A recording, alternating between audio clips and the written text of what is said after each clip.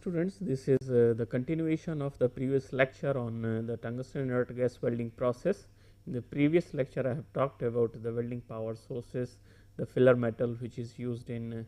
the TIG welding, and what are the different electrodes which are used for successful welding by using TIG welding process. And now in this lecture we will see the things related to the current and voltages which are to be used for the electrodes of the different sizes, shielding gas, and the variants of the tungsten inert gas welding process, along with the applications of the TIG welding. Here for the different electrode diameters, the different current ranges are used, because tungsten electrode, whether it is pure of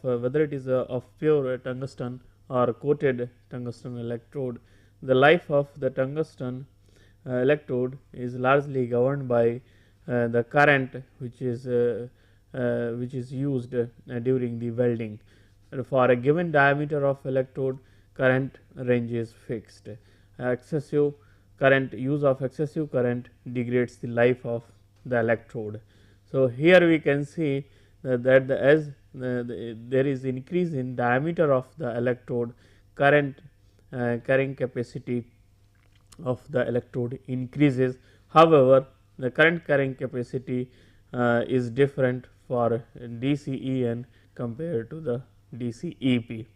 In general, the DCEN polarity allows the higher current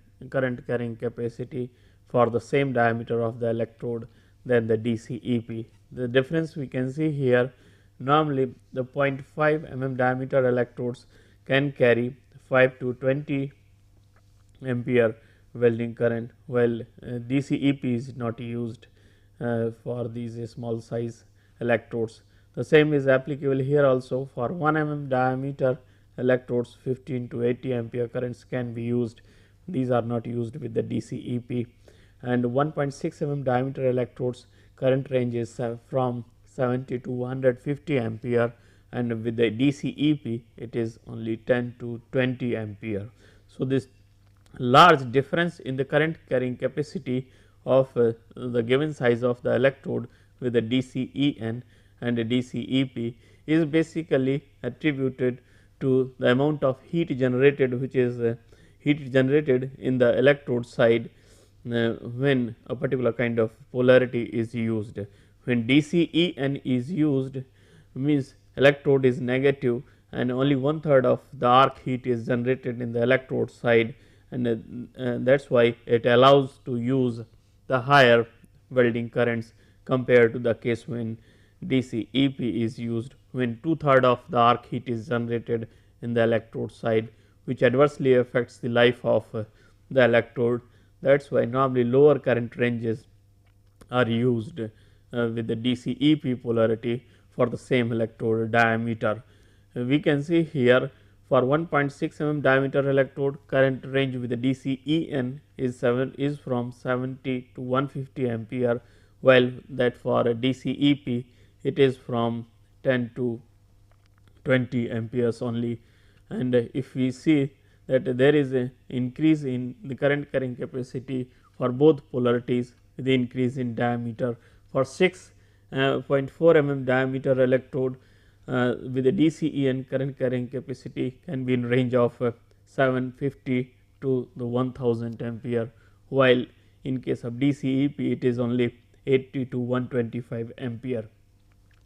We will see here this current carrying capacity and the electrode diameter relationship for that AC welding is different, and here we can see with the increase in electrode diameter also the current carrying capacity increases, when this EWP indicates the pure tungsten electrode, and EWTH and EWZR indicates the thorium and the zirconium coated tungsten electrode. So, here we can see that the pure tungsten electrodes show the poor current carrying capacity compared to the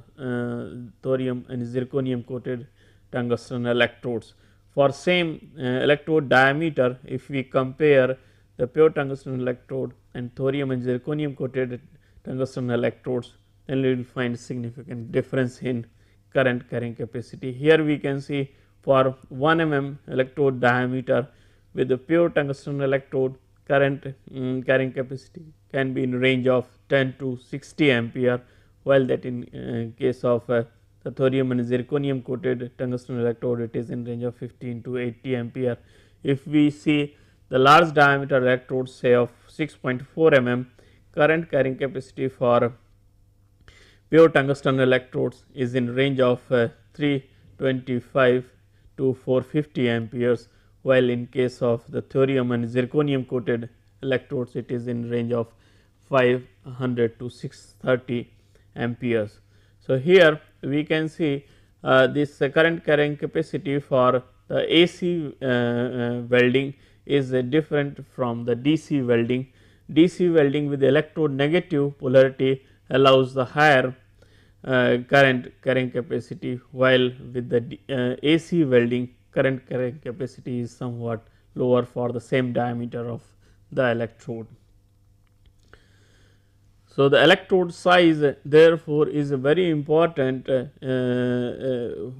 for longer life of the electrode during the welding under a given set of the conditions, because the size of the electrode which is to be selected affects the number of the parameters related to the welding, like electrode life is governed by the electrode size. For a given welding current, if the electrode size is more, less heat will be generated due to the electrical resistance heating, and it will be able to perform for long, and the rate of degradation of the electrode will also be reduced. Weld bead geometry, particularly if the electrode of the large diameters are used, that will increase the width and the penetration, because the large diameter electrodes will allow to use the higher welding currents, and when higher welding currents are used with the large diameter electrodes, they will increase the width of the weld bead and also the penetration during the welding. The welding speed is also affected by the electrode size. If the large diameter electrodes are used, that will be able to develop more heat, and the melting of the base metals will be fast, and that will help to increase the welding speed. So, the selection of the electrode diameter has to be made by looking into the various aspects related to the welding. Some of the factors which are to be kept in mind while selecting the electrode diameter for its optimum performance during the welding, it is necessary to see that what type of the welding current will be used during the welding.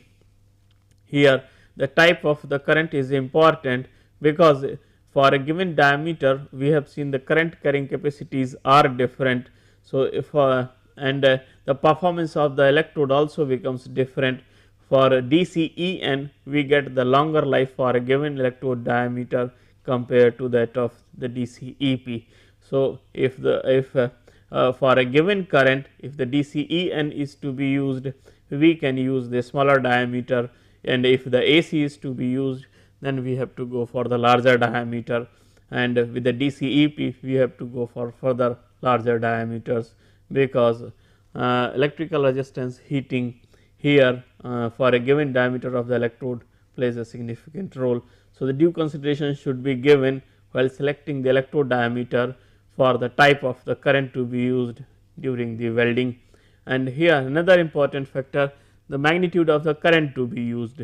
Actually, the magnitude of the current to be used depends upon the thickness of the sheets which are to be welded. Thicker will be the sheets, greater will be the requirement of the heat for melting of the fixed surfaces, and for a higher current we need the larger electrode diameters, so that electrode can perform for long time. Otherwise, it will its life will be degraded, reduced significantly because of electrical resistance heating and electrode contamination. and here the polarity is the another aspect. Polarity plays a significant role in selection of the electrode diameter because of the heating which is available during heating of the electrode during the DCEP or the DCEN. Here because when DCEP is used, most of the heat is generated in the electrode side, and which adversely affects the life of the electrode, while in the DCEN portion less heat is generated, and that because of which less heating is takes place of the electrode, and indirectly we can say that when AC is used there will be continuous change in polarity from electrode positive to electrode negative, and when electrode is positive there will be heating, and when electrode is negative there will be the cooling. So, the polarity plays a significant role in the selection of the diameters for a given current setting DCEP. For the DCEP we have to go for the larger diameter electrodes compared to that of the DCEN. DCEN allows to use the higher current for the given electrode diameter compared to the DCEP. The material to be welded is also important because here it will depend upon the amount of the heat which will be required for successful melting of the finished surfaces to produce the joint, and accordingly the current requirements will be determined. For the large diameter electrodes are required for carrying high current when the metals of the high melting point or high thermal conductivity or greater thickness is to be welded. So, if these points are not kept in mind, then improper selection of the electrodes can lead to the many problems in the welding of welding by the TIG process. What improper selection of the electrode can lead to, or what are the problems can be there if the improper electrode is selected. First one is this, that if for a given current setting, if the electrode is not proper, then it will electrode is not of the proper diameter, then it will adversely affect the life of the electrode due to the excessive electrical resistance heating. Means for a given current, if the electrode is of a smaller diameter, then it will reduce the life of the electrode, and the low current for a given electrode diameter will lead to the problems of the arc stability and arc initiation because of reduced current intensity available at the electrode tip. So, the low current for a given electrode size leads to the problem of arc stability, and to overcome this problem, one possible way is that that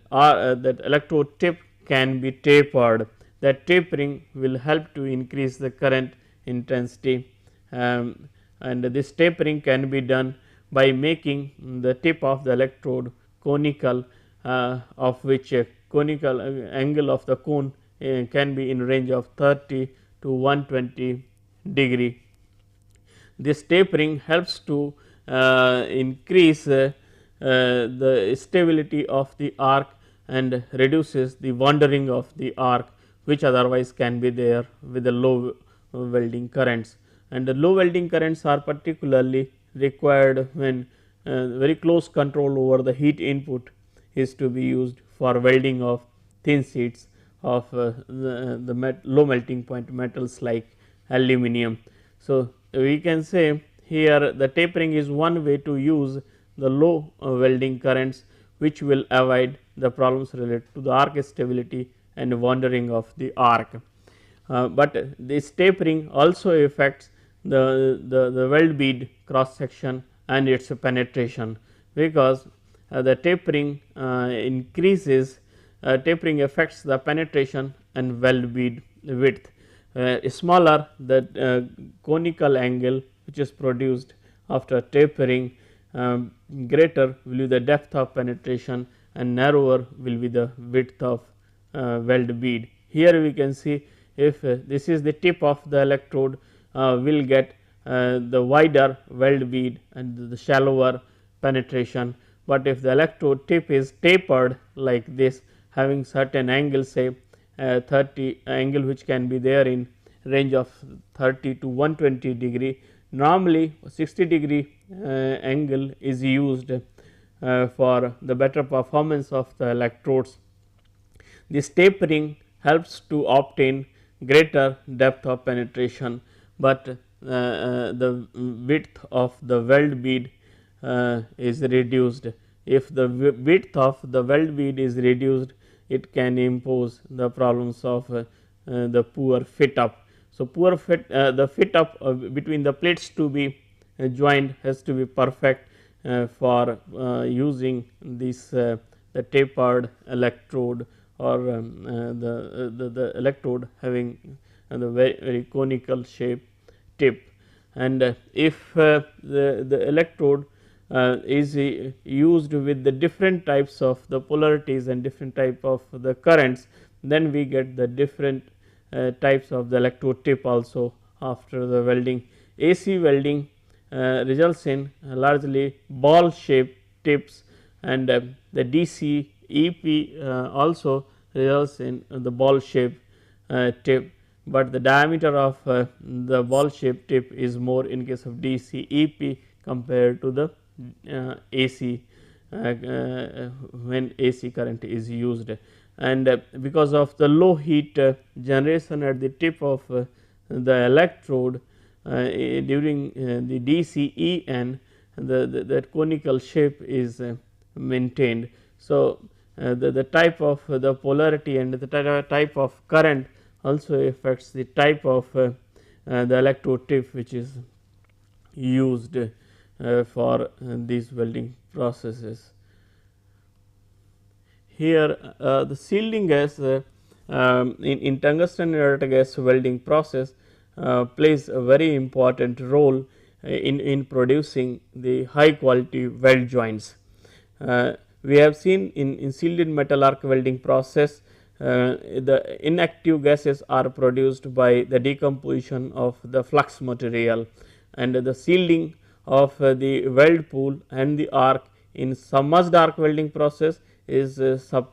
provided by the fusion of the granular fluxes. In the same way, to protect the weld pool from the atmospheric contamination and also to protect the electrode tip from the atmospheric contamination, it is required to provide proper shielding from the atmospheric air, so that the good quality weld joints can be produced. And for shielding purpose, normally helium and argon and inert gases are used. So, the shielding gas is used in TIG welding process to protect the weld pool from the atmospheric contamination. Argon and helium may be used successfully for welding of the most of the metals, with the exception of the welding of the material which are extremely thin.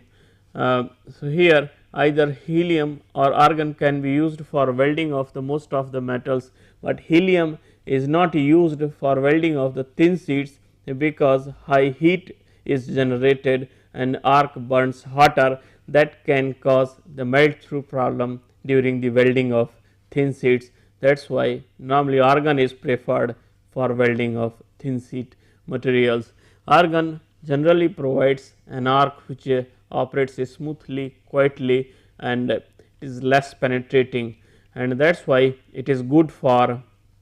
less penetrating capabilities of the argon is good for welding of the thin sheets particularly. And the other important points or the plus points related to the argon is that it offers the good arc stability and the arc which is smooth and burns quietly to generate the heat and melt the fin surfaces.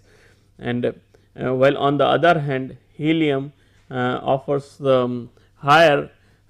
heat from the arc, but the arc stability is a problem related to the helium, and that is why sometimes mixture of argon and helium is also used for protecting the weld pool and the arc region from the atmospheric contamination. Here, because the penetration which is obtained by the helium and the heat which is generated by the helium as a shielding gas is significantly high, and that is why the helium as a shielding gas is used for welding of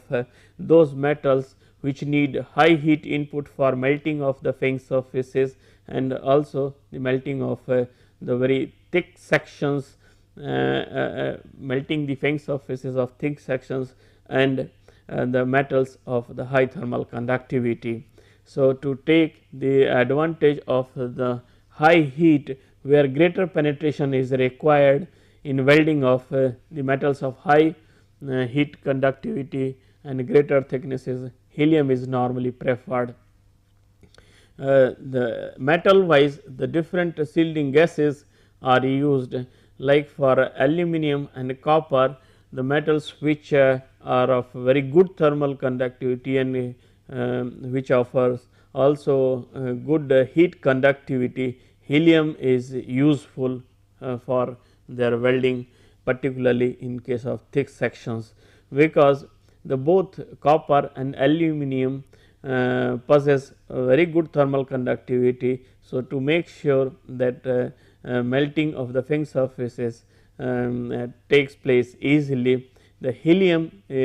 is used as a shielding gas, so that we can get the hotter and the high temperature and a large amount of the heat from the arc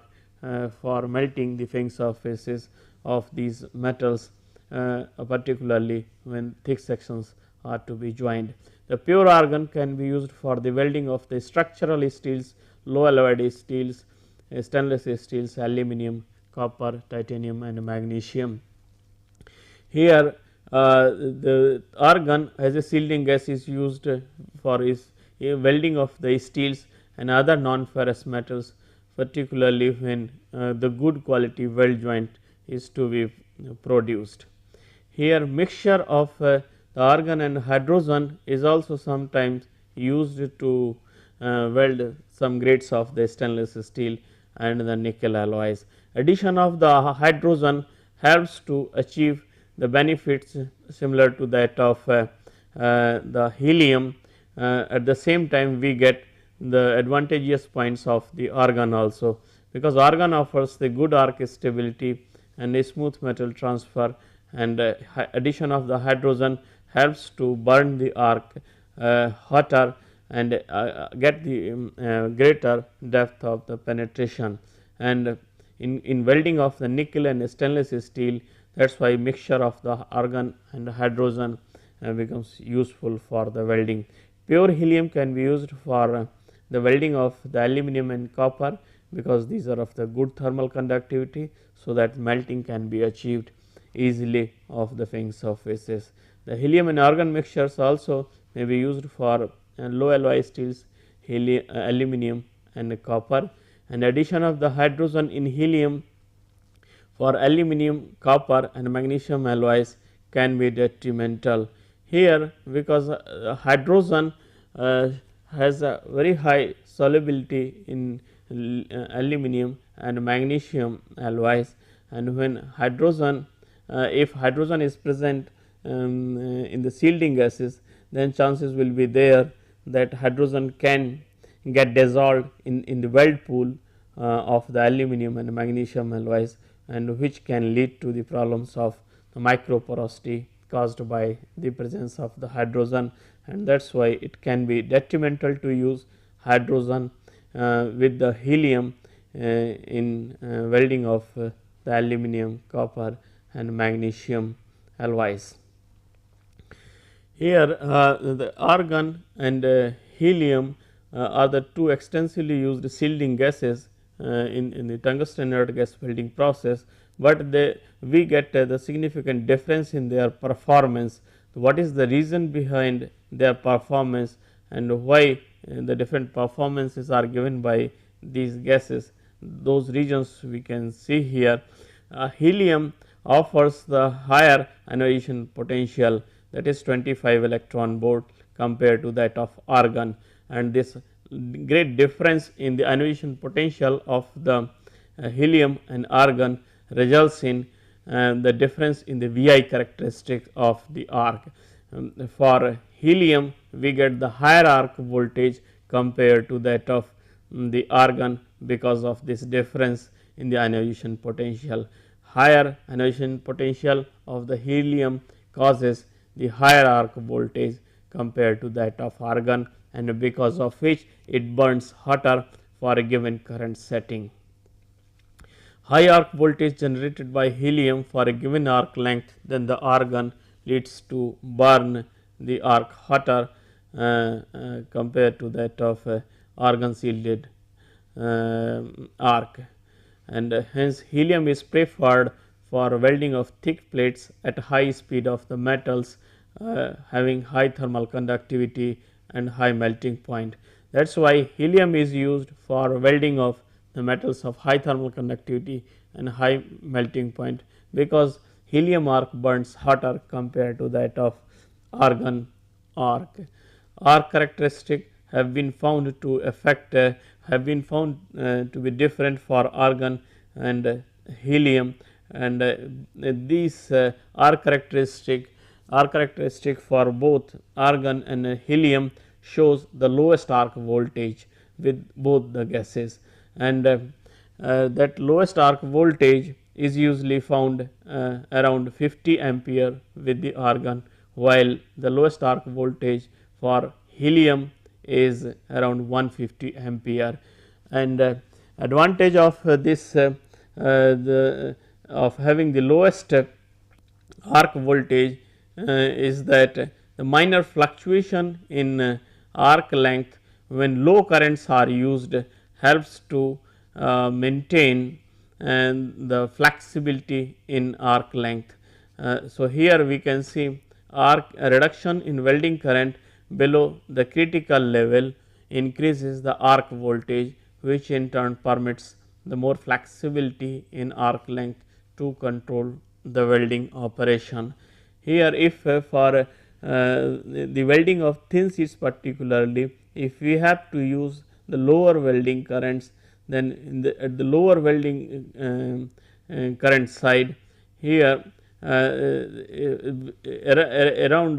the region of the lowest arc voltage, it is possible to have the better flexibility in the arc length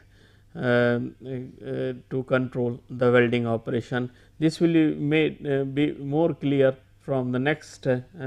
slide diagram, where it will be shown that what kind of arc characteristic we get with the helium and argon. We can see here Vi characteristic of the arc for argon shows the lower arc voltage for a given current setting. Here we can see for say 150 ampere current, the arc voltage is somewhere 28, while for the same current setting arc voltage is say somewhat 38 value. In both Vi characteristic with the both helium and argon shows the minimum arc voltage. Minimum arc voltage is around say 150 ampere with the helium, and with the argon the lowest arc voltage is at about 150 ampere. Here the lowest arc voltage with the 50 ampere current with the argon as a shielding gas gives the arc voltage around 25 volts, while in case of the helium it is 35 volt. If for the when we are welding thin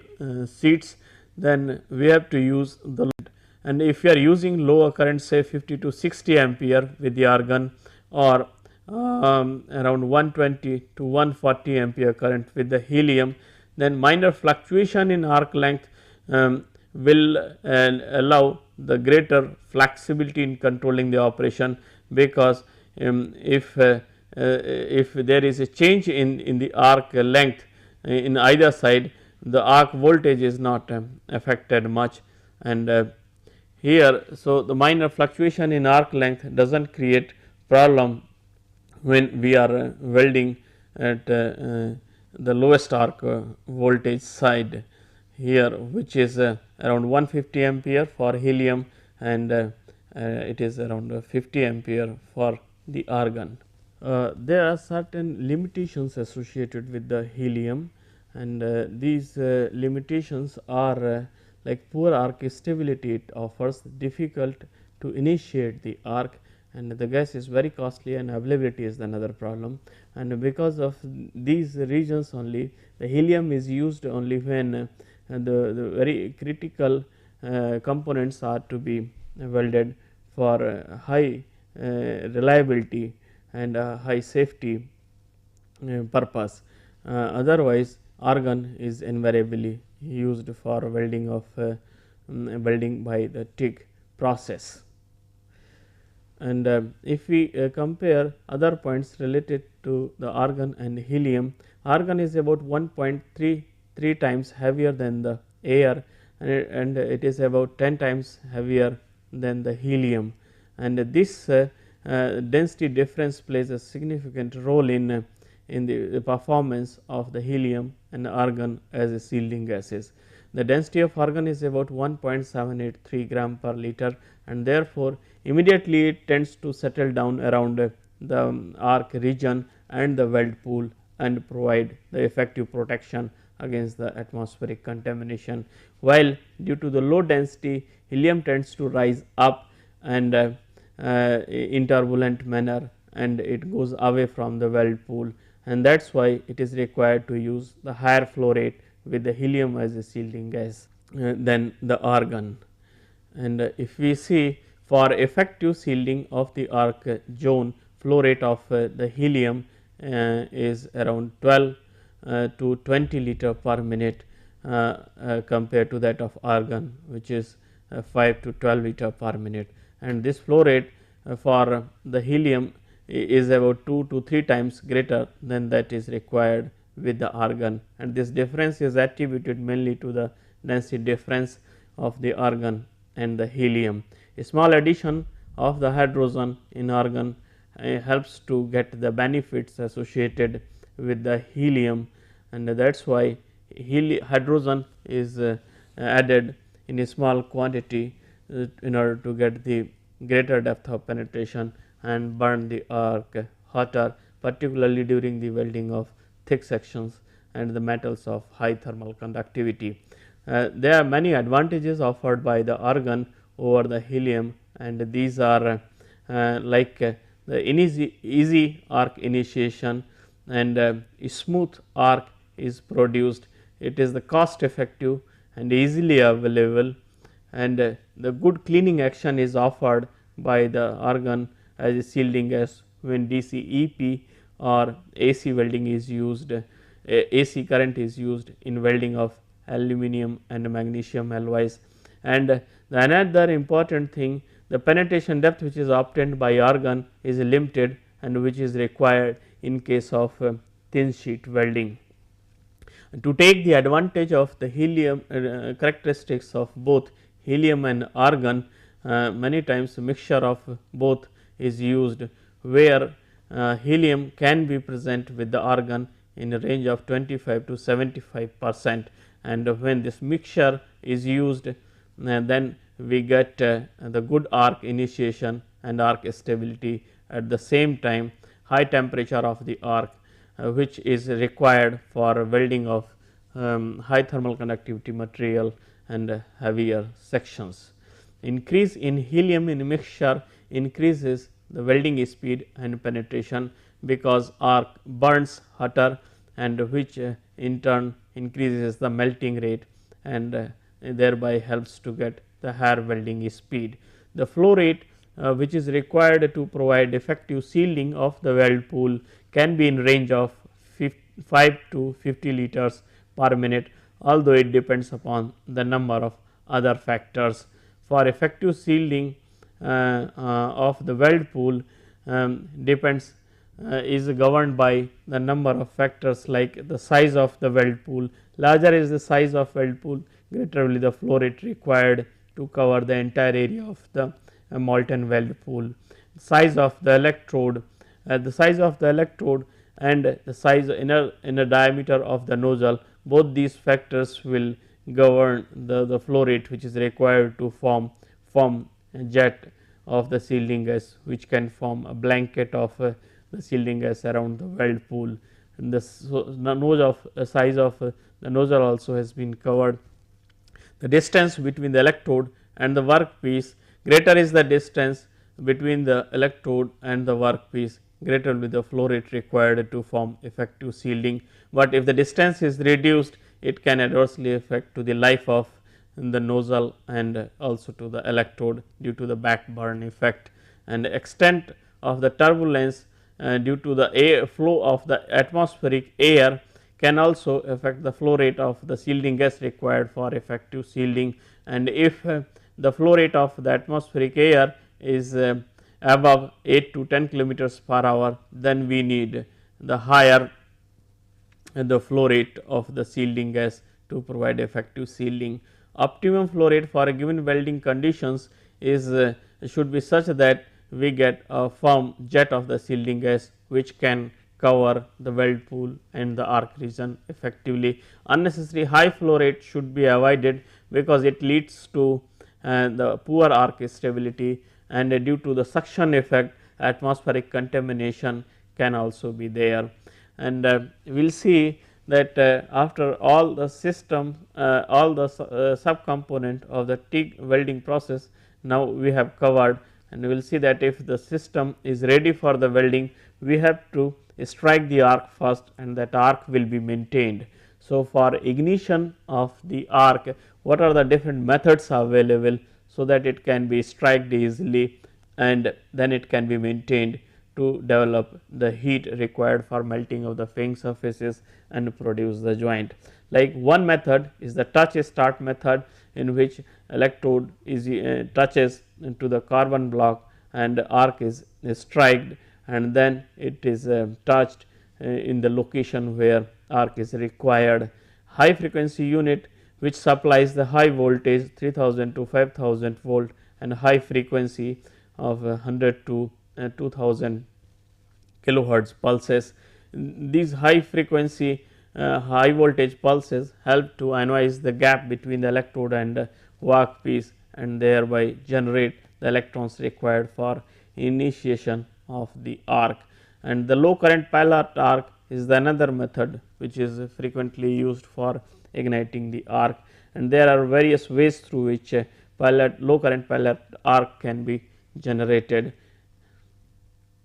We will see the things in greater detail related to the use of carbon block for igniting the arc or for initiating the arc. This method is based on the touch and draw of the electrode on the carbon block.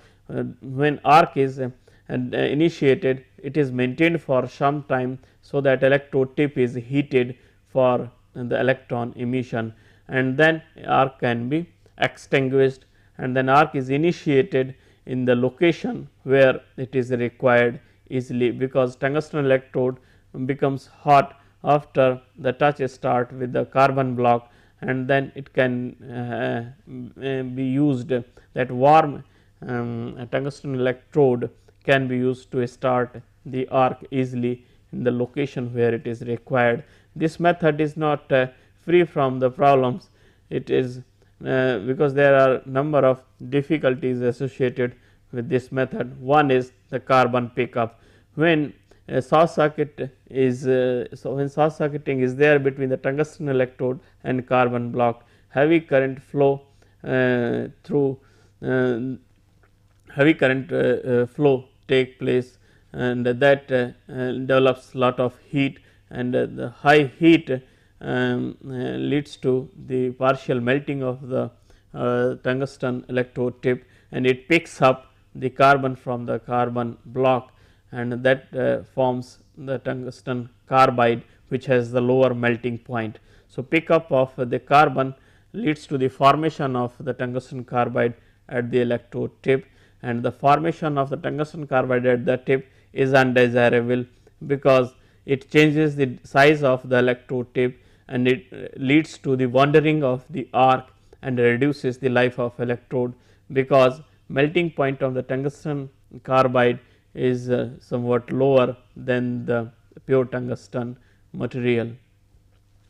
Another method is the use of high frequency high voltage pulses, in which high frequency unit is used. This method offers many advantages, like we get the clean arc initiation, no touching of the tungsten electrode to the carbon block, very efficient method, and we get the longer life of the electrode with this method. The third method is the low current pilot arc, in which for initiation of the arc low current level is supplied first, and once arc is established, then the high current is switched on. So, this method is very reliable and very efficient. It is used with the DC welding particularly. Low current arc is powered by a separate auxiliary power source, and pilot arc can be started by any of these methods, so that the problems related to the carbon pickup will be less, or if the HF unit is used, then that will also decrease, that will also be able to initiate the arc efficiently. Arc initiation by pilot arc method can be seen here. A separate auxiliary power source is used here, and then arc is initially generated by using the low current between the tungsten electrode and another electrode, which may be there with the nozzle, and this arc is ignited initially by using the low level of current, and then it is brought to the base metal, close to the base metal. So, that so that arc between the base metal and tungsten electrode can be started. So, here a separate power source is used to ignite the pilot arc first, and then main arc is established between the electrode and the workpiece, and for that purpose the main current supply is switched on, so that desired melting of the fin surfaces can take place. The one variant of the tungsten inert gas welding process is the TIG welding. In conventional TIG welding, we supply the constant magnitude of current continuously for melting of the fin surfaces, but continuous supply of the current for developing the arc and generation of the heat leads to the building up of the heat in the base metal, and which leads to the problems of the residual stresses, distortion, and wider heat affected zone, which is not desirable. And also in welding of thin sheets, if the heat supply is made continuously, the problems can be there related to the melt through. So, those problems can be reduced if the high current pulses are made are provided at regular intervals, and the arc is maintained using low level of current, that is the base current or background current. So, in this pulse TIG welding, it is a variant of the tungsten inert gas welding process, in which the welding current is varied between a base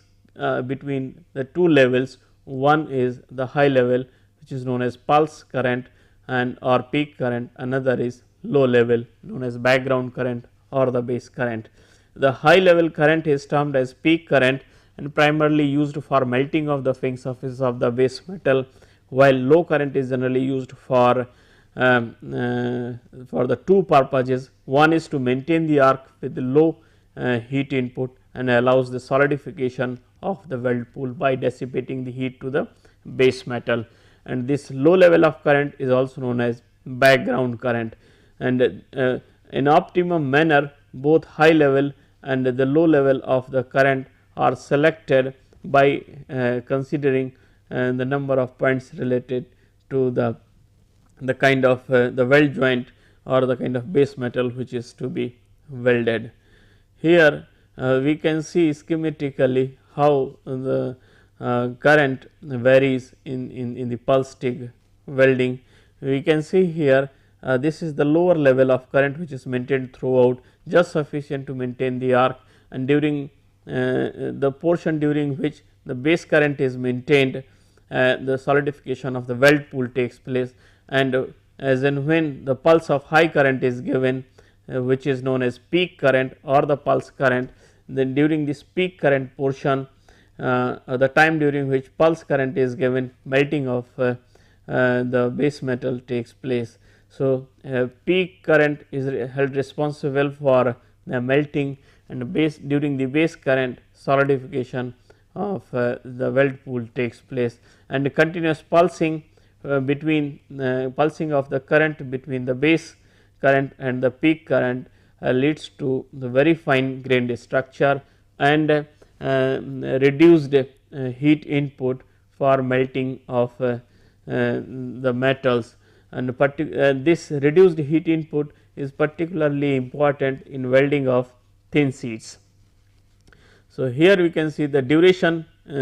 in which the peak current is maintained is known as peak current duration or base current duration, and the value of the current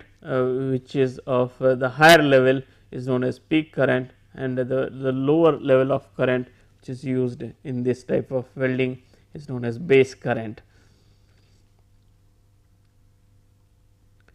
And the pulse parameters like the peak current, base current, and their durations should be selected after giving the due considerations to the metal being welded and the kind of the weld bead geometry and the characteristics required from the weld joint. The base metal of the heavier sections and greater thermal conductivity needs the higher peak current, because higher melting takes place only during the peak current portion. So, if the section is heavier and of the higher thermal conductivity, we need higher peak current, and base current must be enough to maintain the arc, so that the solidification of the weld pool can take place and thereby to reduce the heat buildup. The pulse and background current duration determines the pulse frequency, and the frequency of pulses and their durations are set according to the requirement of the heat input and the degree of weld pool control which is required to put the molten metal in the in the position where it is required.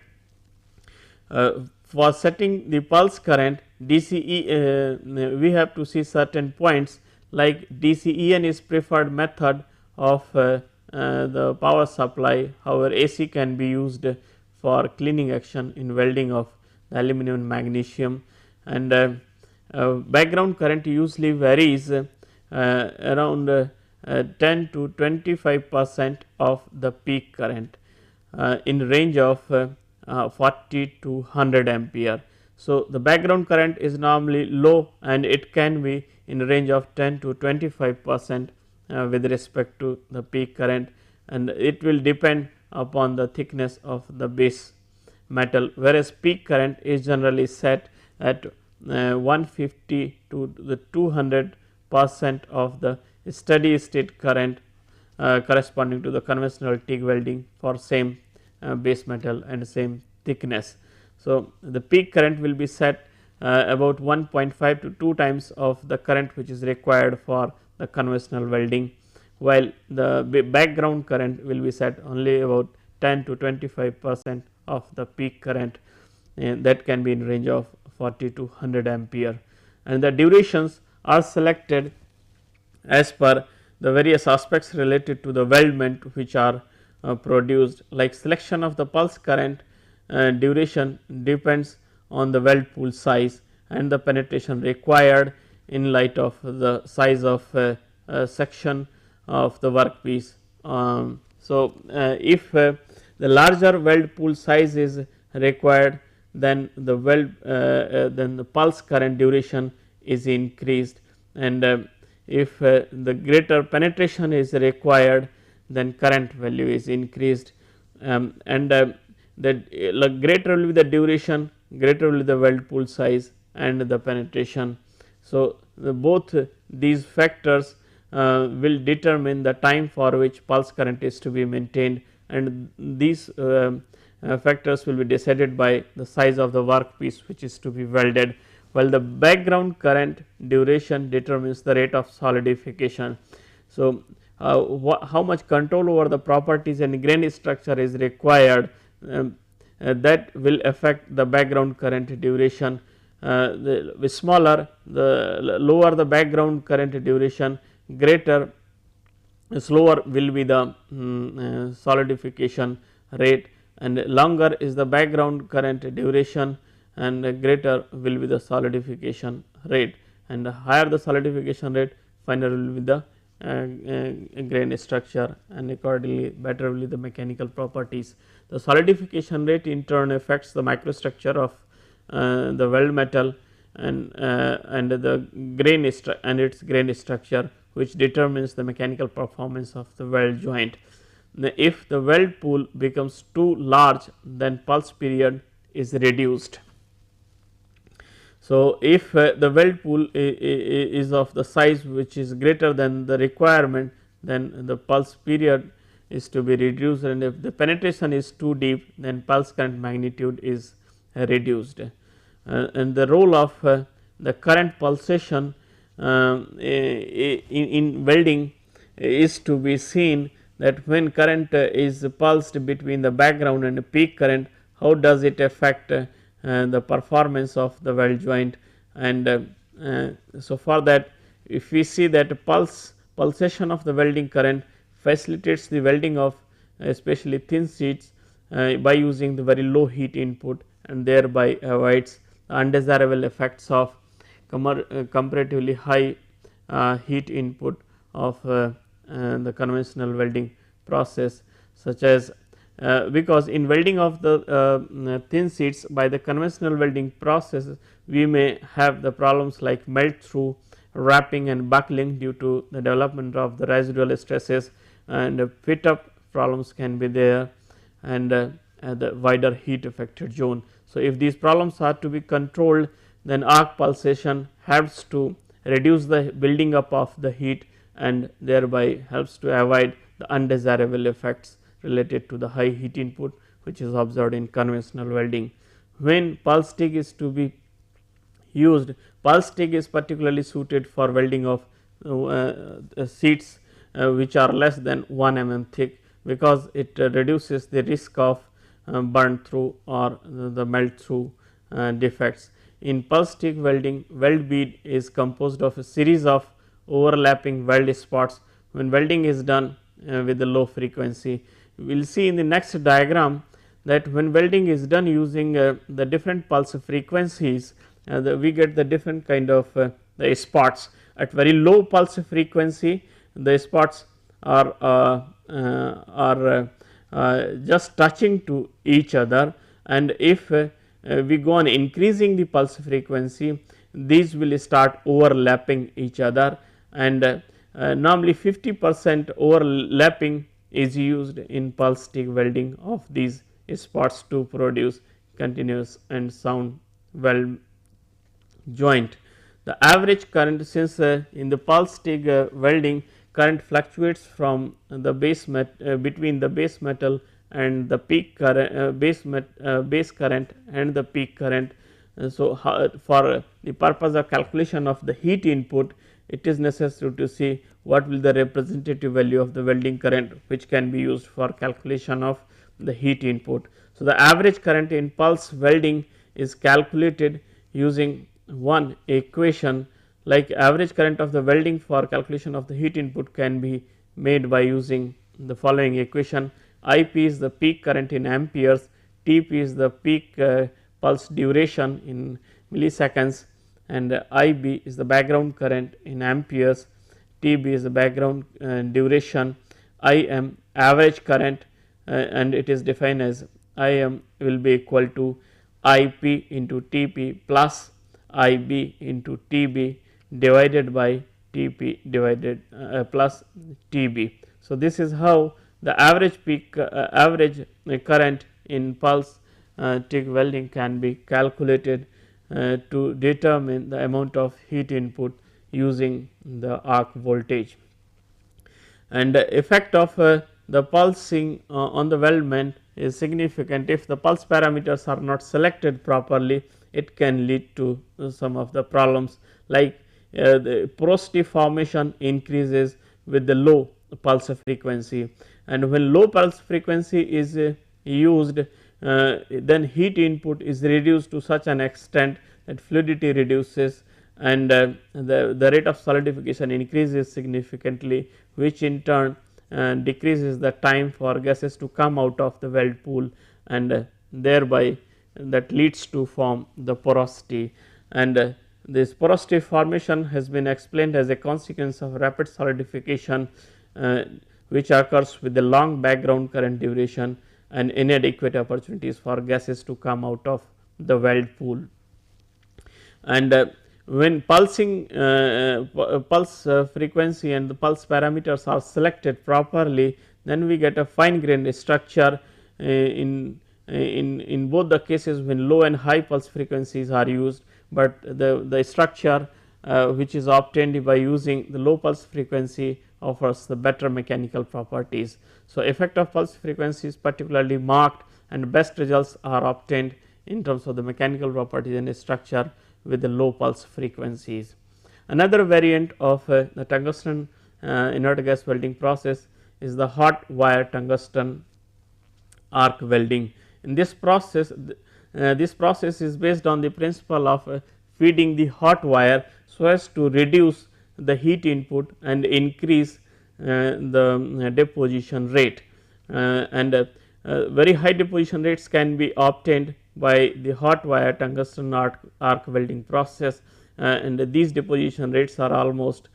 comparable with the metal inert gas welding or gas metal arc welding process, and that is why this process is good, particularly when high deposition rates are to be achieved, and this heating of the filler wire is carried out by using AC current, which is supplied using a separate auxiliary source, and heating is done on the basis of, or by using the principle of the electrical resistance heating. AC current is passed through the filler wire, and by electrical resistance heating it is heated, and then it is fed in the arc region where it melts and gets deposited in the region where it is required. And if we compare the conventional TIG welding process and the hot wire tungsten inert gas welding process, then for the same arc power we get the significantly different deposition rates. Say for 2 kilowatt arc power with the conventional arc welding process, we get somewhere say 1 kg per hour deposition rate, while in case of the hot wire tungsten inert gas welding it is 2 or 2.5 kg per hour. If we compare here for 8 kilowatt arc power with the conventional welding, it is around 3 kg per hour, and here if we see it is about 10 kg per hour. So, the difference in the deposition rates with the hot wire TIG welding process and the conventional TIG welding process are significant, and these deposition rates are almost comparable with the metal inert gas welding process. We can see here the schematic diagram of the hot wire tungsten inert gas welding process. This is the auxiliary power source, and this is the filler wire which is fed automatically, and by supplying the AC current here, this filler wire is heated and the filler wire is fed in the arc region where melting takes place, and this preheated filler wire helps to obtain the higher deposition rates. Normally AC is preferred over the DC for the preheating purpose to avoid the problems related to the arc flow, because there can be interfering effect between the electromagnetic fields which are generated by the arc and by the flow of the DC current through the filler wire which is to be heated. And this process can be commonly used on ferrous metals, but it is difficult to use with the aluminum and copper, because preheating becomes difficult of the high electrical conductivity metals like aluminum and copper. This process is significantly used in variety of applications, and almost all kind of the materials in all positions the welding can be made, and normally this process is used in welding of the thin walled pipes and the root pass joining of the thick plates, and this process can be easily mechanized for the moving of a torch and feeding the filler wire, so that the joints can be produced with a great precision in the different sectors, particularly in aircrafts and the chemical industry, petroleum industry, nuclear industry. So, here now I will summarize this lecture. We have seen the different components of the tungsten inert gas welding process and the two variants of the tungsten inert gas welding process. These were the pulse TIG welding and the hot wire tungsten inert gas welding process, and this process is very versatile and used for welding of thin sheets particularly, and producing the high quality weld joints. Thank you.